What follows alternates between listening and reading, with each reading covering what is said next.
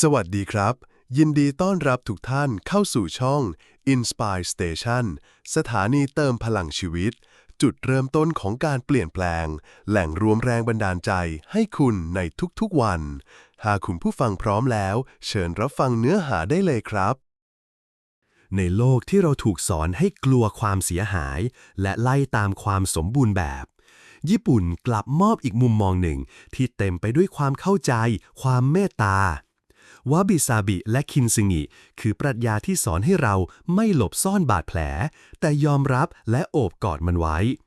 คินซึงิศิลปะการซ่อมแซมเครื่องเคลือบที่แตกหักด้วยทองคำและโลหะมีค่าคือการเน้นย้ำว่า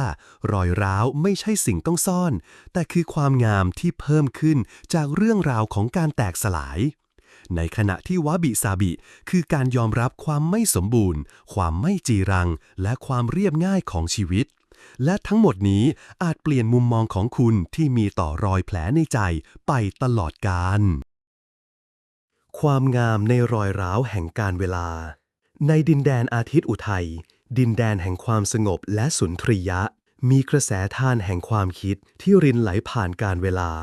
หล่อเลี้ยงจิตวิญญาณของผู้คนมานานนับศตวรรษนั่นคือปรัชญาวาบิซาบิและศิลปะคินซึงิแนวคิดเหล่านี้มิได้เป็นเพียงคำจำกัดความทางศิลปะหากแต่เป็นวิถีแห่งการดำรงชีวิตที่เชื้อเชิญให้มนุษย์สัมผัสถึงความงดงามที่ซ่อนอยู่ในความไม่สมบูรณ์แบบความไม่จีรังและการเปลี่ยนแปลงของสรรพสิ่ง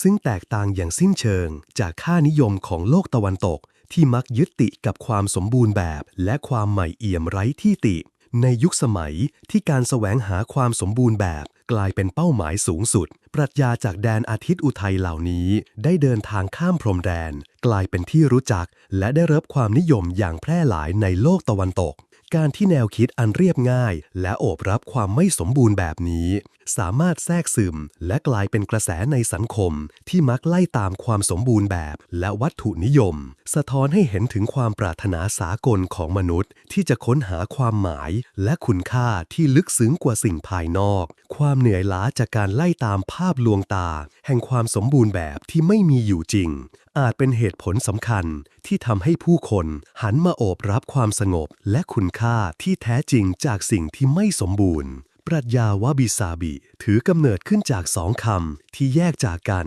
แต่ร้อยเรียงกันเป็นหนึ่งเดียวอย่างงดงามคำว่าวาบิเดิมหมายถึงความเหงาความโดดเดี่ยวของผู้ที่ปลีกวิเวกจากโลกภายนอกแต่เมื่อเวลาผ่านไป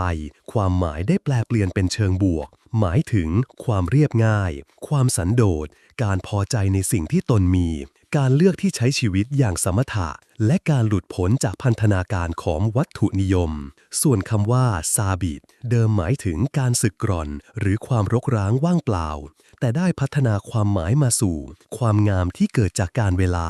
ความผุพังความไม่จีรังของสรรพสิ่งและการยอมรับการเปลี่ยนแปลงตามธรรมชาติที่ไม่อาจหลีกเลี่ยงได้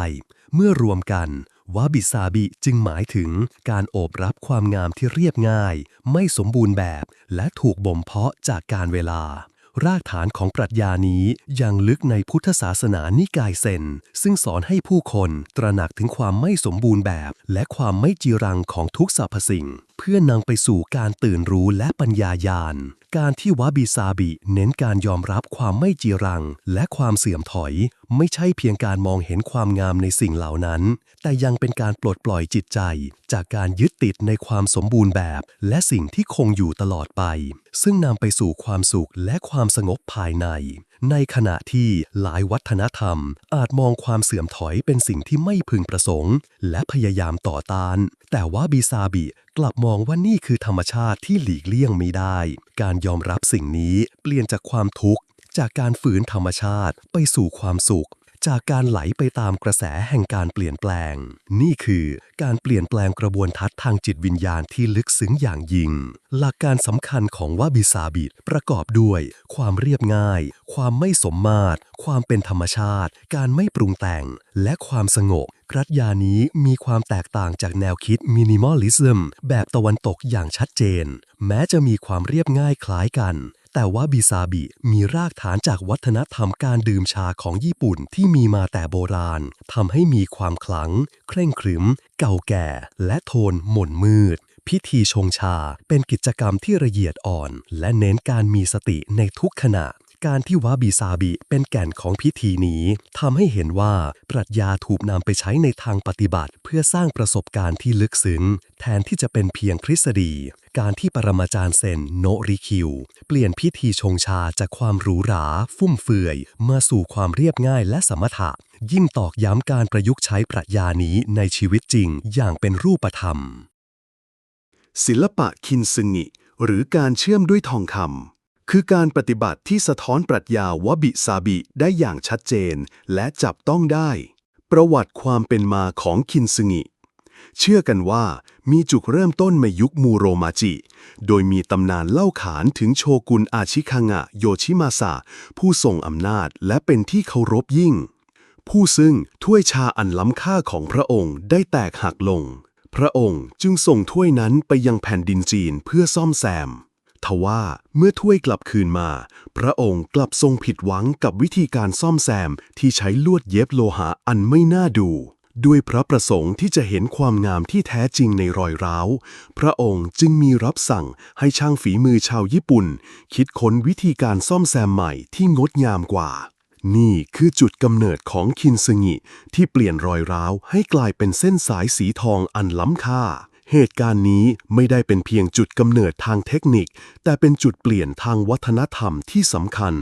ความไม่พึงพอใจของโชกุนต่อการซ่อมแซมที่ซ่อนเร้นความเสียหายสะท้อนถึงการก่อกำเนิดของสุนทรียศาสตร์แบบญี่ปุ่นที่มองเห็นคุณค่าในความไม่สมบูรณ์แบบและการเปลี่ยนแปลงการที่ผู้นำระดับสูงปฏิเสธการซ่อมแซมที่พยายามทำให้เหมือนใหม่และเรียกร้องให้มีวิธีที่สวยงามกว่าแสดงให้เห็นว่าค่านิยมทางสุนทรียะของญี่ปุ่นในยุคนั้นกำลังพัฒนาไปในทิศทางที่แตกต่างจากตะวันตกนี่คือการยอมรับว่าประวัติศาสตร์ของวัตถุรวมถึงรอยร้าวเป็นส่วนหนึ่งที่เพิ่มคุณค่าไม่ใช่ลดทอนเทคนิคการทำคินซึงิใช้ยางรักซึ่งเป็นยางธรรมชาติจากต้นรักและผงโลหะมีค่าเช่นทองคำเงินหรือแพลตินัมในการประสานรอยร้าวสิ่งที่ทำให้คินซึงิโดดเด่นคือการที่มันไม่ได้พยายามซ่อนรอยร้าวแต่กลับเชิดชูรอยร้าวเหล่านั้นให้โดดเด่นด้วยเส้นสายสีทองทำให้วัตถุที่เคยแตกหักมีคุณค่าและเรื่องราวที่ลึกซึ้งยิ่งกว่าเดิมการที่คินซึงิเน้นรอยร้าวด้วยทองคำแทนที่จะปกปิดสะท้อนถึงการเปลี่ยนแปลงรูปแบบความเชื่อทางวัฒนธรรมความอับอายในความเสียหายไปสู่การเฉลิมฉลองประวัติศาสตร์และการฟื้นฟูในหลายวัฒนธรรมความเสียหายหรือข้อบกพร่องมักถูกมองว่าเป็นสิ่งที่ต้องซ่อนเร้นหรือกำจัดทิ้งแต่คินซึงิกลับพลิกมุมมองนี้โดยสิ้นเชิงการใช้ทองคำซึ่งเป็นโลหะมีค่ามาเน้นรอยร้าวทำให้รอยกำหนิกลายเป็นส่วนหนึ่งของความงามและเรื่องราวของวัตถุนั้นนี่ไม่ใช่แค่การซ่อมแซมทางกายภาพแต่เป็นการซ่อมแซมทางจิตวิญญาณที่สอนให้ยอมรับและเห็นคุณค่าในบาดแผลของชีวิตคินซึงิมีความเชื่อมโยงอย่างใกล้ชิดกับศิลปะมากิเอะซึ่งเป็นการตกแต่งเครื่องเขินด้วยผงโลหะมีค่าการที่คินซึงิพัฒนามาจากเทคนิคมากิเอะบ่งชี้ถึงรากฐานทางเทคนิคที่ซับซ้อนและประณีตของคินซึงิซึ่งไม่ใช่เพียงการซ่อมแซมแบบหยาบๆแต่เป็นการสร้างสรรค์งานศิลปะชั้นสูงที่ต้องใช้ความเชี่ยวชาญการที่คินซึงิพัฒนามาจากเทคนิคมากิเอะแสดงให้เห็นว่าคินซึงิไม่ใช่แค่การติดกาวแต่เป็นการประยุกต์ใช้ศิลปะชั้นสูงเพื่อยกระดับวัตถุที่เสียหายให้มีคุณค่าเหนือกว่าเดิมสิ่งนี้ตอกย้ำว่าปรัชญาได้ไม่แยกขาดจากฝีมืออันประณีตคินซึงิเชื่อมโยงกับปรัชญาวาบิซาบิอย่างแยกไม่ออกโดยชี้ให้เห็นว่าคินซึงิคือการประยุกต์ใช้หลักการของวาบิซาบิในทางปฏิบัติเพื่อสอนให้เรายอมรับความไม่สมบูรณ์แบบในชีวิตและเปลี่ยนบาดแผลให้เป็นความงามและพลังในการเติบโตเรื่องเล่าจากอดีตการ5เหตุการณ์สะท้อนจิตวิญญาณปรัชญาวาบิซาบิและคินซึงิได้ถักทอเข้ากับชีวิตและประวัติศาสตร์ญี่ปุ่นอย่างลึกซึ้งผ่านเรื่องราวอันน่าประทับใจดังเช่นเรื่องราวต่อไปนี้ถ้วยชราแห่งโชกุนโยชิมาซะ ย้อนกลับไปในยุคมูโรมาจิการครั้งหนึ่งนานมาแล้วโชกุนอาชิคางะโยชิมาสะผู้ทรงอำนาจและเป็นที่เคารพยิ่งทรงครอบครองถ้วยชาอันล้ำค่าที่พระองค์รักและหวงแหนยิ่งนักทว่าด้วยเหตุสุดวิสัยถ้วยใบนั้นได้แตกหักเป็นเสี่ยงด้วยความเสียดายและปรารถนาที่จะให้ถ้วยกลับคืนสู่สภาพเดิมพระองค์จึงส่งมันไปยังแผ่นดินจีนซึ่งขึ้นชื่อเรื่องฝีมือการซ่อมแซมเครื่องปั้นดินเผาแต่เมื่อถ้วยใบนั้นกลับคืนสู่ญี่ปุ่นโชกุนโยชิมาสะกลับทรงผิดหวังอย่างยิ่งวิธีการซ่อมแซมที่ใช้ลวดเย็บโลหะอันหยาบกร้านและไม่น่าดูทำให้ความงามดั้งเดิมของถ้วยนั้นเลือนหายไปด้วยพระประสงค์อันแรงกล้าที่จะเห็นความงามที่แท้จริงในรอยร้าวไม่ใช่การปกปิดมันพระองค์จึงมีรับสั่งให้ช่างฝีมือชาวญี่ปุ่นคิดค้นวิธีการซ่อมแซมใหม่ที่งดงามและมีศิลปะยิ่งกว่านี่คือจุดกำเนิดอันน่าทึ่งของคินซึงิศิลปะแห่งการเชื่อมด้วยทองคำที่เปลี่ยนรอยร้าวให้กลายเป็นเส้นสายสีทองอันล้ำค่าเหตุการณ์นี้ไม่ได้เป็นเพียงจุดกำเนิดทางเทคนิคแต่เป็นจุดเปลี่ยนทางวัฒนธรรมที่สำคัญความไม่พึงพอใจของโชกุนต่อการซ่อมแซมที่ซ่อนเร้นความเสียหายสะท้อนถึงการก่อกำเนิดของสุนทรียศาสตร์แบบญี่ปุ่นที่มองเห็นคุณค่าในความไม่สมบูรณ์แบบและการเปลี่ยนแปลงการที่ผู้นำระดับสูงปฏิเสธการซ่อมแซมที่พยายามทำให้เหมือนใหม่และเรียกร้องให้มีวิธีที่สวยงามกว่าแสดงให้เห็นว่าค่านิยมทางสุนทรียะของญี่ปุ่นในยุคนั้นกำลังพัฒนาไปในทิศทางที่แตกต่างจากตะวันตกอย่างชัดเจนนี่คือการยอมรับว่าประวัติศาสตร์ของวัตถุรวมถึงรอยร้าวเป็นส่วนหนึ่งที่เพิ่มคุณค่าไม่ใช่ลดทอนสวนของเซนโนริคิวในศตวรรษที่ 16 ณ กระท่อมชาอันเรียบง่ายปรมาจารย์แห่งพิธีชงชาผู้ยิ่งใหญ่เซนโนริคิวกำลังเตรียมการต้อนรับแขกคนสำคัญของท่านก่อนที่แขกจะมาถึงท่านได้ขอให้บุตรชายของท่านจัดสวนให้ดูงดงามบุตรชายผู้ตั้งใจได้จัดสวนอย่างประณีตบรรจงกวาดใบไม้ทุกใบออกไปจนสะอาดสะอ้านไร้ที่ติสวนดูสมบูรณ์แบบตามมาตรฐานทั่วไปแต่เมื่อริคิวมาเห็นท่านกลับไม่พึงพอใจท่านเดินเข้าใกล้ต้นไม้ที่ถูกจัดแต่งอย่างสมบูรณ์แบบแล้วเขย่ากิ่งเบาๆให้ใบไม้เพียงไม่กี่ใบหลุดล่วงลงมาบนทางเดินที่เพิ่งถูกกวาดอย่างเรียบร้อยสำหรับริคิวแล้วสวนที่สมบูรณ์แบบไร้ข้อบกพร่องนั้นไม่เป็นที่ยอมรับการมีใบไม้ร่วงหล่นอยู่บ้างตั้งหากที่ทำให้สวนนั้นพอดีและสะท้อนถึงความงามตามธรรมชาติอันไม่สมบูรณ์แบบของวะบิซาบิเรื่องราวนี้เป็นตัวอย่างที่ชัดเจนของวะบิในวะบิซาบิมันแสดงให้เห็นถึงการปฏิเสธความสมบูรณ์แบบที่มนุษย์สร้างขึ้นและการแสวงหาความงามในความเรียบง่ายความธรรมชาติและความไม่สมบูรณ์ที่เกิดจากการเวลาหรือเหตุการณ์ที่ไม่คาดฝันส่วนที่ไร้ที่ติอาจดูสวยงามตามมาตรฐานทั่วไปแต่สำหรับริคิวแล้วมันขาดจิตวิญญาณของวะบิซาบิการที่เขาจงใจสร้างความไม่สมบูรณ์เล็กๆน้อยๆด้วยการเขย่ากิ่งไม้ให้ใบไม้ร่วงคือการเชื้อเชิญให้ผู้คนมองเห็นความงามที่แท้จริงในความไม่สมบูรณ์แบบและธรรมชาติที่ไม่อาจควบคุมได้นี่คือการสอนให้เห็นคุณค่าของความบังเอิญและการไหลเวียนของชีวิตความสงบในสวนหินเรียวอันจิในใจกลางนครเกียวโตมีสวนหินเซนอันโด่งดังนามว่าเรียวอันจิซึ่งเป็นตัวอย่างอันงดงามของปรัชญาวะบิซาบิสวนแห่งนี้ประกอบด้วยก้อนหิน15ก้อนที่จัดวางอยู่บนพื้นกรวดทรายสีขาวอย่างเรียบง่ายทว่าสิ่งที่ทำให้สวนแห่งนี้มีเสน่ห์อย่างลึกซึ้งและชวนให้จิตใจสงบนี้ไม่ใช่เพียงการจัดวางที่ดูเหมือนจะไร้ระเบียบแต่กลับเป็นผนังดินเก่าแก่ที่โอบล้อมสวนไว้ผนังนี้ไม่ได้ถูกทาสีใหม่ให้ดูสมบูรณ์แบบแต่กลับปล่อยให้ร่องรอยของการเวลาสภาพอากาศและธรรมชาติสร้างสรรค์ลวดลายและสีสันอันหม่นหมองซีดจางและมีรอยเปื้อนความไม่สมบูรณ์เหล่านี้ไม่ได้ลดทอนความงามลงเลยแต่กลับเพิ่มความขลังความลึกซึ้งและเรื่องราวของหลายศตวรรษที่ผ่านพ้นไปทำให้ผู้ที่มาเยือนสัมผัสได้ถึงความสงบและคุณค่าของการเปลี่ยนแปลงตามธรรมชาติ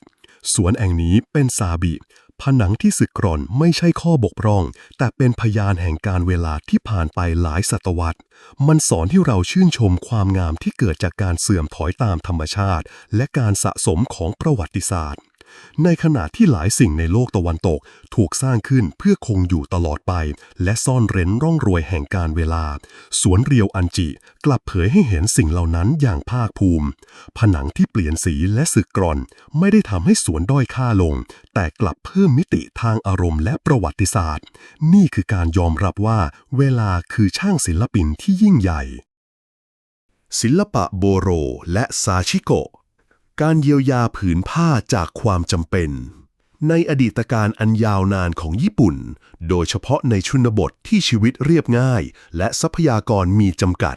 ชาวบ้านได้สร้างสรรค์ศิลปะแห่งความจำเป็นที่สะท้อนปรัชญาวาบิซาบิได้อย่างงดงามนั่นคือโบโรและซาชิโกะในยุคที่ผ้าฝ้ายยังไม่แพร่หลายและมีราคาแพงเมื่อเสื้อผ้าหรือผ้าห่มเก่าขาดและชำรุดแทนที่จะทิ้งไปผู้หญิงในครอบครัวจะนำผ้าชิ้นเล็กๆที่เหลือใช้มาปะชุนด้วยการปักซาชิโกะซึ่งเป็นการปักเดินเส้นอย่างเรียบง่ายแต่แข็งแรงเพื่อเสริมความทนทานและยืดอายุการใช้งานผืนผ้าเหล่านี้จะถูกส่งต่อจากรุ่นสู่รุ่นแต่ละรุ่นก็จะเพิ่มรอยปะชุนและลวดลายใหม่ๆเข้าไปตามความเสียหายที่เกิดขึ้นผลลัพธ์ที่ได้คือผืนผ้าโบโรที่เต็มไปด้วยชั้นผ้ารอยปะและลวดลายซับซ้อนอันเป็นเอกลักษณ์ซึ่งไม่ได้เป็นเพียงเครื่องนุ่งห่มแต่เป็นงานศิลปะที่บอกเล่าเรื่องราวของความอดทนความประหยัดและความผูกพันของครอบครัวรอยปะชุนและลวดลายที่เกิดจากความเสียหายกลายเป็นความงามที่มีเอกลักษณ์และคุณค่าทางประวัติศาสตร์จิตวิญญาณแห่งการฟื้นฟูของชาวญี่ปุ่นหลังภัยพิบัติตลอดประวัติศาสตร์อันยาวนานดินแดนอาทิตย์อุทัยต้องเผชิญกับภัยพิบัติทางธรรมชาติมากมายทั้งแผ่นดินไหวสึนามิและพายุความเสียหายที่เกิดขึ้นแต่ละครั้งนั้นมหาศาลทว่าในทุกครั้งที่ความเสียหายถาโถมชาวญี่ปุ่นกลับลุกขึ้นยืนหยัดและฟื้นฟูประเทศชาติและจิตใจได้อย่างน่าอัศจรรย์ปรัชญาคินซึงิและวาบิซาบิได้กลายเป็นเสาหลักทางจิตวิญญาณที่ช่วยหล่อหลอมความยืดหยุ่นนี้การมองว่ารอยร้าวและบาดแผลที่เกิดจากความสูญเสียไม่ใช่จุดจบแต่เป็นส่วนหนึ่งของประวัติศาสตร์ที่ทำให้ชีวิตแข็งแกร่งและงดงามยิ่งขึ้นเช่นเดียวกับการซ่อมแซมถ้วยชาที่แตกร้าวด้วยทองคำผู้คนเรียนรู้ที่จะโอบรับความเจ็บปวดแปลเปลี่ยนมันให้เป็นบทเรียนอันล้ำค่าและก้าวเดินต่อไปด้วยความหวังและการเกิดใหม่แนวคิดคินซึงิที่ว่าบาดแผลคือส่วนหนึ่งของประวัติศาสตร์และทำให้แข็งแกร่งขึ้นกลายเป็นสัญลักษณ์ของความยืดหยุ่นและการฟื้นตัวของชาวญี่ปุ่นมันไม่ใช่แค่การซ่อมแซมวัตถุแต่เป็นการเยียวยาจิตใจและสร้างความหวังญี่ปุ่นเป็นประเทศที่ต้องเผชิญกับภัยพิบัติทางธรรมชาติบ่อยครั้งการที่ปรัชญาคินซึงิอย่างรากลึกในจิตใจของผู้คนแสดงให้เห็นถึงกลไกทางวัฒนธรรมในการรับมือกับความสูญเสียการมองว่ารอยร้าวคือหลักฐานของการเอาชนะความยากลำบากทำให้ผู้คนสามารถก้าวผ่านความเจ็บปวดและสร้างคุณค่าใหม่จากประสบการณ์นั้นได้นี่คือปรัชญาที่มอบความหวังและการเกิดใหม่ความงามที่มิอาจสมบูรณ์บทสรุปแห่งการตระหนักรู้ปรัชญายามิและคินซึงิไม่ได้เป็นเพียงแนวคิดทางสุนทรียศาสตร์ที่จำกัดอยู่เพียงในงานศิลปะแต่เป็นวิถีแห่งการดำรงชีวิตที่เชิญชวนให้มนุษย์ยอมรับความไม่สมบูรณ์แบบความไม่จีรังและการเปลี่ยนแปลงของสรรพสิ่งในโลกที่ขับเคลื่อนด้วยการแสวงหาความสมบูรณ์แบบและสิ่งใหม่ๆอย่างไม่หยุดยั้งปรัชญาทั้งสองนี้เสนอทางเลือกที่แตกต่างออกไปมันสอนให้เราหันกลับมามองคุณค่าในสิ่งที่อยู่ตรงหน้ายอมรับข้อบกพร่องของตนเองและผู้อื่นและเติบโตจากประสบการณ์ที่เจ็บปวดนี่คือการป่ายหน้าจากการเป็นไปสู่การยอมรับและเติบโตพลังของปรัชญาเหล่านี้อยู่ที่การปลดปล่อยจิตใจจากความคาดหวังในความสมบูรณ์แบบที่ไม่มีอยู่จริงและนำพาไปสู่ความสุขที่แท้จริงจากการชื่นชมสิ่งที่เรามีอยู่ในปัจจุบันการมีสติและการเติบโตจากประสบการณ์ที่ท้าทาย การยอมรับความเป็นจริงนี้ไม่เพียงแต่ช่วยเพิ่มความสุขให้กับเรา แต่ยังเป็นเครื่องมือในการมองเห็นสิ่งใหม่ๆที่อยู่รอบตัวเราอีกด้วย ในท้ายที่สุดปรัชญาวาบิซาบิและคินซึงิเชื้อเชิญให้มนุษย์ทุกคนนำหลักคิดเหล่านี้ไปประยุกต์ใช้ในชีวิตประจำวันเพื่อค้นพบความงามในรอยร้าวของตนเองและผู้อื่นและสร้างชีวิตที่เต็มไปด้วยคุณค่าและความหมายการยอมรับความไม่สมบูรณ์แบบไม่ได้หมายถึงการยอมแพ้แต่เป็นการเปิดใจให้กว้างพอที่จะเห็นคุณค่าในทุกแง่มุมของชีวิตรวมถึงบาดแผลและรอยร้าวที่หล่อหลอมให้เราเป็นเราในวันนี้ซึ่งล้วนเป็นส่วนหนึ่งของเรื่องราวอันงดงามและเป็นเอกลักษณ์เฉพาะตัวของเราทุกคนสุดท้ายนี้หากคุณผู้ฟังทุกท่านชอบเนื้อหาดีๆแบบนี้รบกวนคุณผู้ฟังทุกท่านช่วยกดไลค์กดแชร์กดติดตามช่อง Inspire Station เพื่อเป็นกำลังใจให้กับทีมงานของพวกเราทุกท่านด้วยนะครับสำหรับวันนี้ขอบคุณและสวัสดีครับ